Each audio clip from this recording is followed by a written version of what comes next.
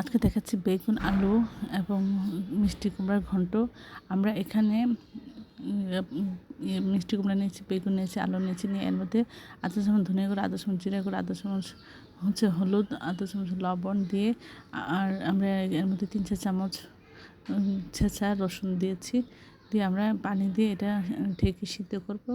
কিছুটা সিদ্ধ হলে আমরা ঢাকনা সরিয়ে এভাবে জাল করে দিব, বারবার নাড়াচাড়া করব। আর এর মধ্যে সব কিছু ঠিক সিদ্ধ হয়ে নরম হয়ে সব কিছু ঠিক হচ্ছে কিনা আমরা এটা চেক করব। যখন মোটামুটি সব সিদ্ধ হয়ে যাবে এবং পানিটা কমে যাবে, তখন আমরা এইভাবে ঘুটে দিব। দিয়ে আমরা একটা পাত্রে পেঁয়াজ দিয়ে পেঁয়াজটা একটু ভেজে নিয়ে এর মধ্যে 3-4 চামচ রসুন ছেঁচে দেবো। আর এর মধ্যে দিয়ে দিচ্ছি বড়ি ভাঙা। আপনারা যদি সেটা পছন্দ না করেন দিবেন না, আমরা শুধু পেঁয়াজ আর রসুন এটা দিয়ে আমরা দিয়ে দিবেন। এটা অসম্ভব মজা হয়, ভাত রুটির সাথে খুবই মজা। সবাই আমার চ্যানেলটি লাইক এবং শেয়ার দেবেন, সাবস্ক্রাইব করবেন এবং প্রিয়জনকে বেশি বেশি করে শেয়ার